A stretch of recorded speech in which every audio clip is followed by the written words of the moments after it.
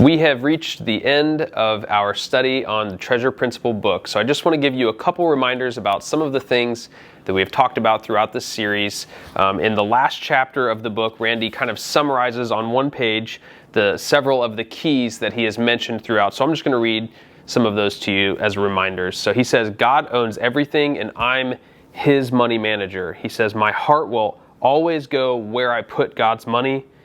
And heaven, not earth, is my home. That's just a good reminder. I should live not for the dot, but for the line. For the dot, our present life on earth extends in a line that goes on forever. In other words, we shouldn't think about our lives as just what happens here on earth. We should be always thinking about eternity and having an eternal perspective on our lives.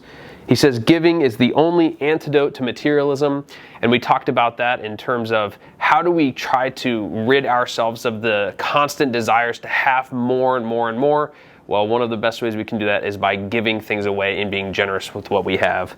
And then last but not least, he says, God prospers me not to raise my standard of living, but to raise my standard of giving. And really that, I think, is what the heart of the book is that God is building us up to be generous, loving, and caring people who are concerned with giving and being generous towards the people, especially the people in our communities, in our families, in our church family, and trying to help meet their needs in ways that honors Him and glorifies Him. So I hope this book has been encouraging, maybe a little bit challenging to you to think about money from a different perspective.